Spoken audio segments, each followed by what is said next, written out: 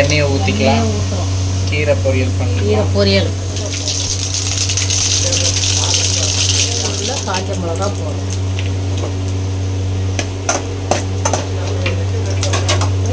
வெங்காயத்தை பொடியை நறுக்கி அந்த வெங்காயத்தை அதில் போடும்.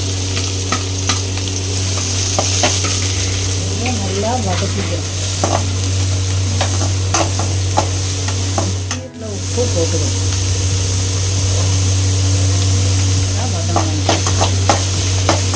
வதங்கினாதான் கீரை டேஸ்ட்டாக இருக்கும். பச்சையோட போடும். வெங்காயம் பொன்னிறமாக அது தகுந்துருச்சு. இப்போ நம்ம அந்த கீரையை போடுறோம். என்ன கீரை? இது சிறுகீரை. சிறுகீரை பொரியல்.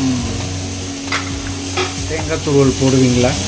போடுவோம். இருந்தால் போடலாம், இல்லைன்னா ப்ளைனாக கூட வச்சுருவோம். ஏன்னா ஒருத்தவங்க சில பேர் வேகலை அப்படிம்பாங்க. அதனால லைட்டாக திரிச்சு நீங்கள் அதை கொஞ்ச நேரம் விட்டுடுங்க. உப்பு